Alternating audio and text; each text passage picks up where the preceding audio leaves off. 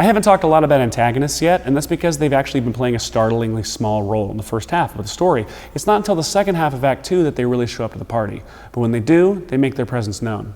So what took the bad guys so long? What have they been doing all this time? In Star Wars Rogue One, they've been building a Death Star and dealing with office politics. In Guardians of the Galaxy, they've made deals with Thanos and flown around looking for the orb.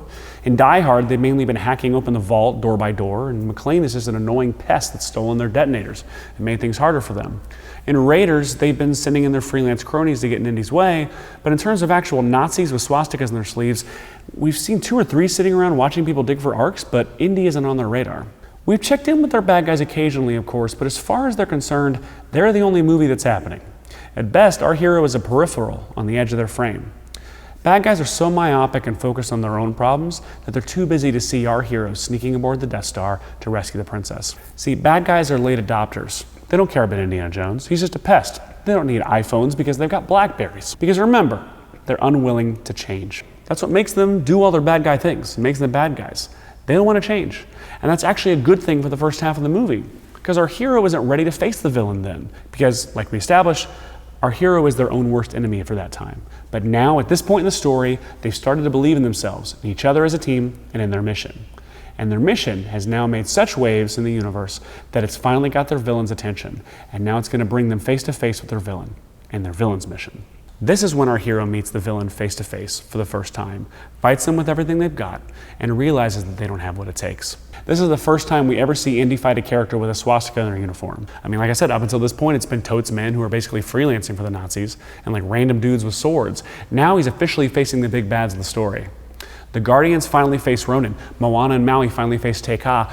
McClane finally faces Hans. This is their final push, the culmination of everything they've learned in both the old world and the new. But they quickly learn that it's not enough. This is where McClane and Hans meet face to face, with Hans pretending to be an escaped hostage. McClane calls his bluff just as Hans' men show up and guns start firing, ultimately resulting in Hans getting the detonators and McClane's feet getting cut up and bloody after Hans tells Carl to shoot the glass. This is where Ronan and Nebula show up to nowhere after Drax alerts them of the Guardians' location. Drax challenges Ronan to a fight in which he promptly loses crazy hard. Meanwhile, Nebula and Ronan's cronies chase Peter, Rocket, and Gamora around in the pod ships until Nebula blows up Gamora's ship and takes the orb. She leaves Gamora for dead. This is where Moana and Maui make their confident charge into the Battle of Te Fiti against Te-Kā. Things quickly fall apart and Maui's hook and hope are nearly destroyed, so he abandons Moana, leaving her defeated and alone. The villain has the upper hand now, and though the hero is trying everything they've learned, they're still a version of their former selves, still not fully transformed into the new person they need to be. So your goal in this section is to finally bring your villain into the forefront of the story. Charge your hero into battle and break them. With their old selves crushed, we now reach the lowest point in our story. It's all over now. As far as the hero is concerned, this is the end of the line, and they failed. Buzz has the rocket strapped to his back, and Woody's friends have given up on them. McClane is pulling glass out of his feet and telling Al how much he screwed up a good thing with his marriage. But wait, Worley.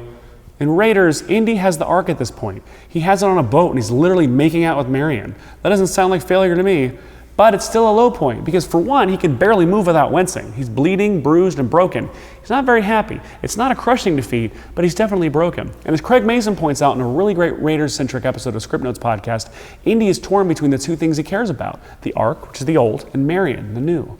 This is the moment in the movie where our hero has lost sight of their why. Losing your why is the lowest you can get in life and in a movie. Without your why, you're just a meaningless, walking pile of skin.